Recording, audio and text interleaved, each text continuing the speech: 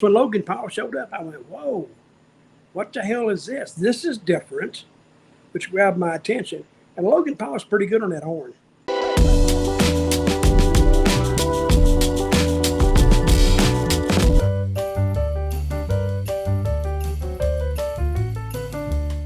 One of the bigger things that they are building to and that Triple H has incorporated from NXT now to the main roster that might involve this whole bloodline storyline, Dutch, is now we're going to have Survivor Series War Games in November. That was announced last week.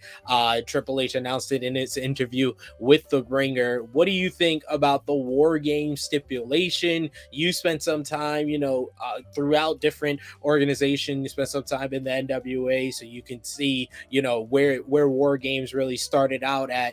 What do you think about it now being brought to the main roster and potentially maybe having the bloodline involved? What do you think about all those components? Well, when you say War Games, what exactly is that? War Games can be anything you want it to be.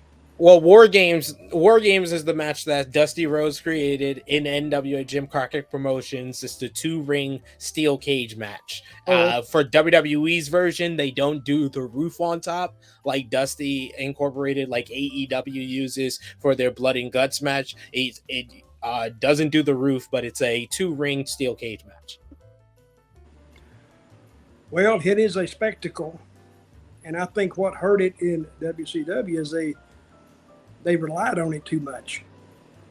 It's not a cage match, it's a double ring cage match. And it's according to who's in it, what the story is, what the payoff is. Now you could what if you took a War Games match and put it in 2 ring, put a cage match, but you put a bunch of NXT guys in that the WWE audience, they don't know them that well.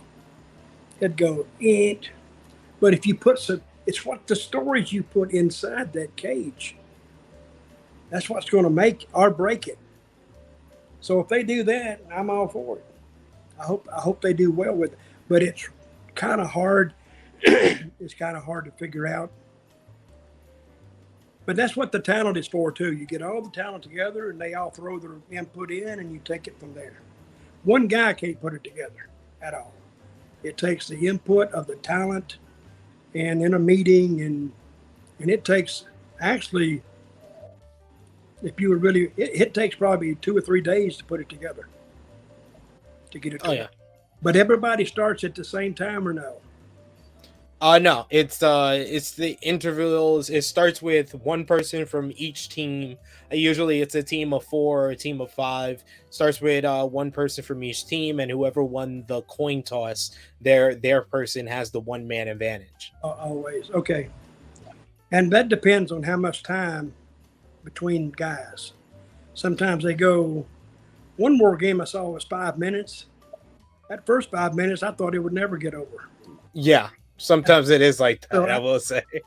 I think they need to go 2 minutes or no more. 2 or 3 minutes, yeah. No more than 3, because then you go, okay. Because, of course, people are going to wait for that next guy. So I would go 2 minutes. I'd keep it moving. That's what I'd do. Smart way to go. Yeah, but Dutch, you're not there, so you can't do nothing. You're right. But I'm saying my advice is to make it shorter, and I think it'll be better. Short attention spans. But before the bloodline. Are you talking about me? No, I'm talking about in general. People, we have shorter attention spans. Short attention span. Before Bloodline and Roman Reigns and WWE gets to Survivor Series War Games, you got Crown Jewel coming up in November 5th in Saudi Arabia. Roman Reigns defending the undisputed WWE Universal Championship against Logan Paul. Gonna ask you the tough question, Dutch. Should Logan Paul defeat Roman Reigns? No, he shouldn't. He's not going to defeat Roman Reigns. And I see Roman beating him. That's what I see. And then a big schmoz. And then we'll go from there. But I think that's great to put him in the Saudi Arabia event, because that's different. And he's all over. I mean, Logan Paul is all over the internet. So he's over in Saudi Arabia.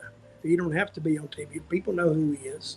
So I'd actually watch that myself because it is so unique. And I was reading some complaints online. I should act like just a straight out fan here. Oh, I don't like that. That sucks. Oh, he shouldn't be.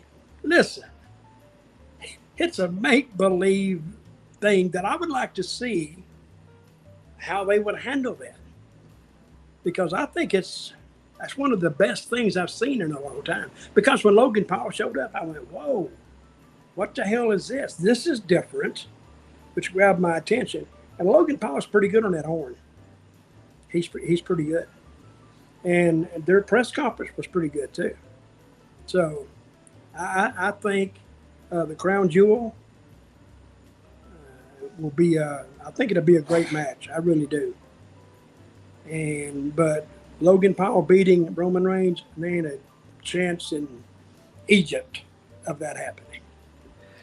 I know. I had the question, should Roman Reigns defeat Logan Paul? And I was like, That question's easy. The hard question is, should Logan Paul defeat Roman Reigns? So I had to ask you.